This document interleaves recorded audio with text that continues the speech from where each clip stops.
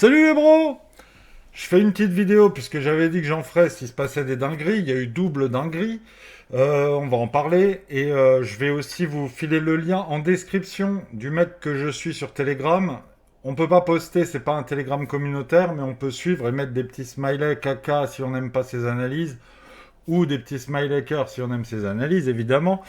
C'est celui dont je vous parlais depuis un moment, Alex Tax, qui est vraiment, vraiment très, très bon et qui m'a, entre guillemets, un peu sauvé la peau ce matin parce que moi, j'étais encore en mode j'ai du Bitcoin, j'ai du Tao et j'ai eu même eu du WIF que j'avais acheté assez bas et qui était bien monté en plus pendant ce week-end.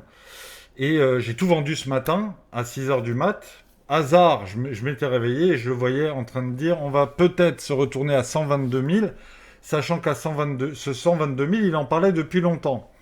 Donc ça va vous changer aussi de mes analyses claquées au sol qui n'en sont pas, puisque l'objectif de la chaîne, c'est de vous partager mon parcours d'investisseur avec mes forces et mes faiblesses, plus mes faiblesses depuis les 74 000, puisque j'ai absolument rien capté et que je m'en suis sorti comme j'ai pu en faisant un peu de sous, parce que bon, bah, c'est quand même une grosse montée.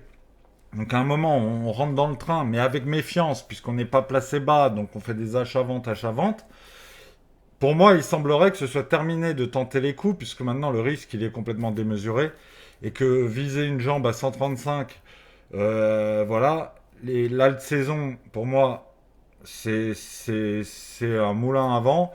Je n'en suis pas assez convaincu pour me lancer, et d'ailleurs j'ai bien fait, puisque on voit que Tao, il a pris une correction, certes, quand on dézoome comme je viens de le faire en daily, c'est que dalle, mais enfin c'est quand même du 7% dans la gueule. Je suis bien content de ne pas être rentré à ce moment-là et d'être en profit, et je suis sorti à 393, ce qui est quand même cool vu que j'étais rentré quand même beaucoup plus bas. Je suis rentré beaucoup plus bas sur WIF. J'ai vendu à 1,22. 1,22, voilà, c'est ça. Et j'avais acheté sous les 1.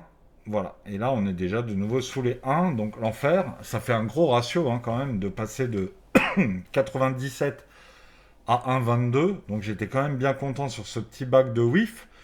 Mais là, je serais très mécontent de passer de 1,22 à 94. Et c'est vraiment des grosses startines qu'on se prend. Et c'est des toutes petites bougies.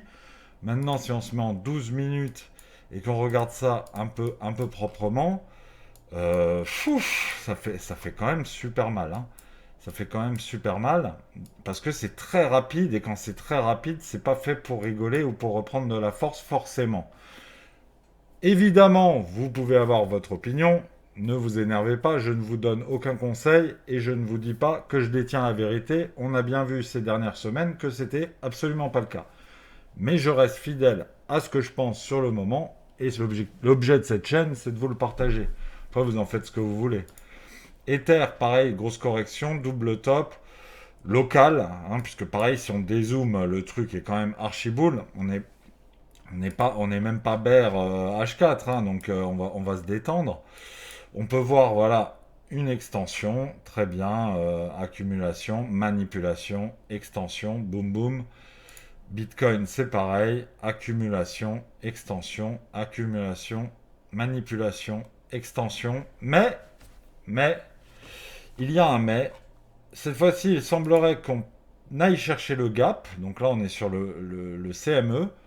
Qu'on aille combler ce trou. Mais on ne le faisait pas forcément avant.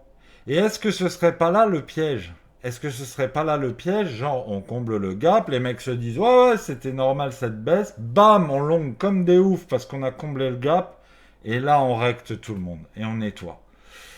Un mec de Telegram m'a dit Wintermute, Moot, Wintermute ou que sais-je, Market Maker, accumule du Solana, de l'Ether et du Bitcoin.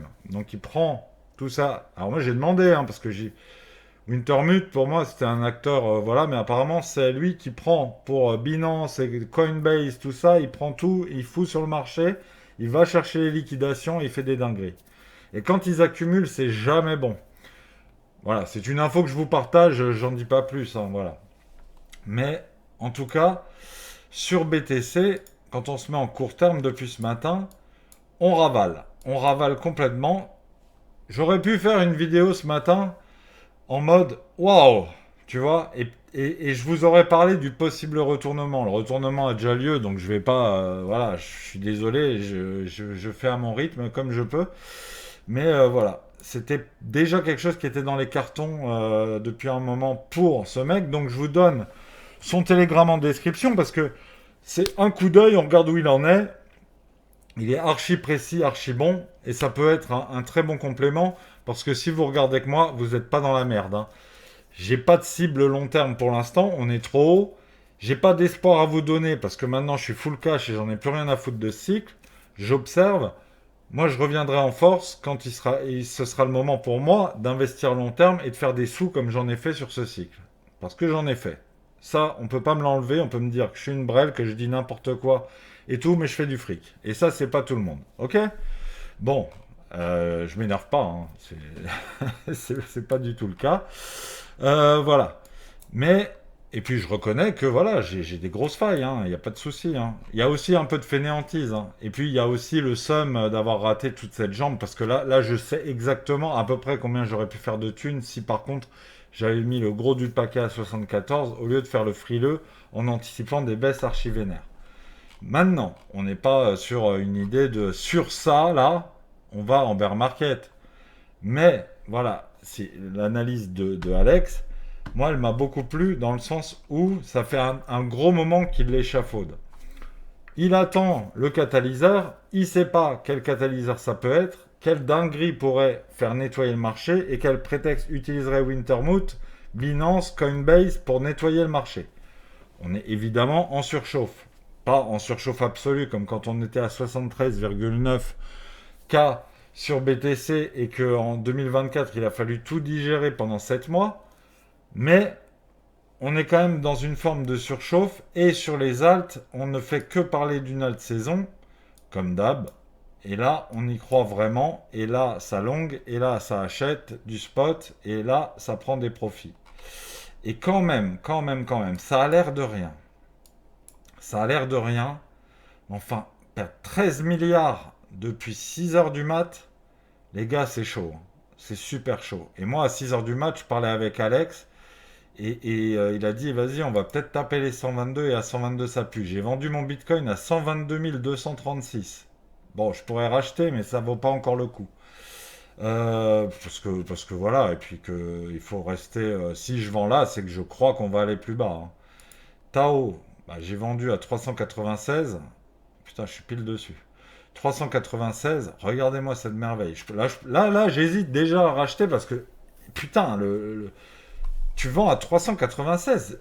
Mais là, à 14 heures, il est à 370. Il est tombé à 368. C'est déjà une bonne affaire, quoi. Mais bon, j'en reviens à ma cible à 266. Voilà. Voilà, parce que je pense que là, ça décroche, c'est pas bon. Mais pareil, c'est du court terme, c'est pas ce petit. Putain, WIF, pareil, j'ai vendu à 1. Ah merde, c'était pas 1,22, je suis taré, moi. C'est 1,022 que j'ai vendu. Bon, on est à 94. Mais pareil, c'est trop trop bien, quoi. Donc voilà.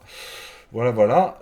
Alors j'ai cru voir que voilà, ils ouvraient à la hausse les tradis, mais on a déjà le Nasdaq qui donne des signes de retracement. Mais on attend le catalyseur. Alors le catalyseur, bon, on est lundi aussi, hein. Lundi, c'est peut-être nettoyage du week-end, voilà, et je me plante complètement. Et Alex peut se tromper aussi, hein, en se disant que le retournement est possible.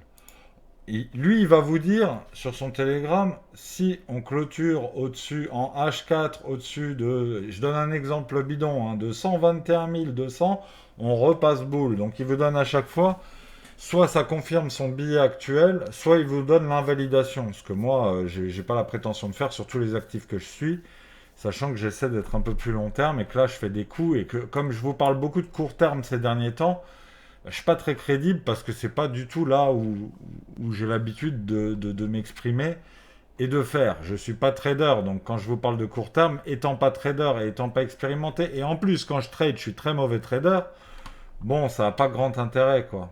Mais c'est vrai que voilà, là, on dirait qu'il y a un pur trap, tout le monde attend la TH, tout le monde attend la saison, tout le monde se dit maintenant, on va combler le gap, c'est pour ça qu'on retrace, pas de lézard, je coupe mes shorts, je coupe mes longues, je short, blablabla. Faut voir, faut voir. Faut voir comment ça se passe au gap. Donc voilà, quelles que soient vos convictions, on surveille. J'ai mis une alarme ici à 118 355 sur le CME. Et là, on observera. Est-ce que c'était un gros piège ou est-ce que le billet minoritaire, hein, faut pas se mentir, quand je dis on va aller plus bas et en suivant Alex qui dit on va aller plus bas, moi j'entends ça nulle part, hein. Moi j'entends est-ce que les alts vont exploser, est-ce que Fed va aller à 17 dollars, 50 dollars pour Atom, c'est ça qu'on entend en ce moment. Pour en revenir à autre chose que j'avais cité, j'avais putain si j'avais hold, parce que pareil sur le long terme les convictions. Je disais, Ena, il a fait le taf. On était ici, on était à 39. Et je me disais, putain, Ena. Et c'est un de ceux qui a le mieux performé ici. Au lieu de l'acheter à 39 et de le vendre à 51, j'avais posé mes couilles sur la table. C'est toujours pareil. Mais putain, il va faire le W dessus, hein. On dirait qu'il va faire le W dessus. Mais ça, c'est si à la saison. Ça, c'est si à la saison. Peut-être qu'il. Moi, j'ai dit aussi récemment, à 75, il a fait le job. À 75, il a fait le job, mais là, il a super fait le job. Il a pris ce high et il se retourne pour l'instant. Attention, attention, il est allé dans l'order block. Il a chassé le high, machin. Là, maintenant, attention, il y a dilution en plus d'ENA, donc il a peut-être eu plein de courage et plein d'aide des market makers pour aller liquider tout ça. Attention, attention. En tout cas, c'est très très beau ce qu'il a fait. Et c'est là où je me dis, putain, mais garde tes convictions animales. Parce que j'en avais pas beaucoup sur pas beaucoup d'alt et voilà. Et Tao, bon, Tao il est décevant parce que Tao, ma conviction, c'est les 500 balles, hein. C'est les 500 balles, mais il se fait quand même archi désirer. Et là, en 4 heures, il redevient bear, hein. Il fait des hauts de plus en plus bas et des bas de plus en plus bas. Si cette jambe casse ce lot à 288, à voir. Si on pète les 460, merci, au revoir, analyse à la poubelle, c'était là la saison et tout le monde avait raison. Le Dixie, qui est bullish. Bon, cette nuit, il a fait une dinguerie, hein. Cette nuit, il a fait une pure dinguerie. Ça, je ne sais pas ce que c'est. Mais ils sont allés chercher des stops. Ils sont allés chercher des stops et hop, hop, on repart. Et franchement, c'est du M1, hein. C'est du M1, hein. Ça fait pop, hop, hop, t'es baisé. Tu étais en train de trade sur la paire euro-dollar. Il y a de fortes chances que là-dessus, tu te sois fait ken. Ou si tu avais un long et que tu n'as pas mis de TP, t'as pas, t'as pas TP et il s'est rien passé pour toi. Et voilà. Donc, incroyable. Incroyable. Pop, pop. Voilà. Des fois, il y a des trucs comme ça. C'est vraiment du market making. Sur le dollar, je vous cache pas que c'est pas avec tes 20K que tu fais bouger le dollar comme ça, hein. Ça, c'est énervé de ouf. C'est une manipulation que je ne comprends pas. Je vois pas trop l'objet. En général, quand on fait un pop-up comme ça, c'est sur des shitcoins et c'est pour baisser ensuite. En ayant niqué tous les shorts, mais en revenant direct à la case départ, tous les shorts sont morts. On peut descendre en ouvrant les shorts direct et en laissant personne respirer. Ça a baissé, mais ça remonte. Moi, je trouve que le Dixie est bullish. Voilà. Du coup, je ne m'explique pas ce mouvement astronomique. Je ne sais pas ce que c'est. Si vous avez des infos sur le Dixie et pourquoi il a fait cette dinguerie, c'est parce que c'est en M1 que je dis que c'est une dinguerie, hein. Il peut faire des pushs assez énervés, mais là, au milieu de la nuit, en M1, faire ça, je ne sais pas. Je ne sais pas, je ne comprends pas. On a eu le VIX qui est quand même monté à 21. Mais non, c'était la semaine dernière. Ok.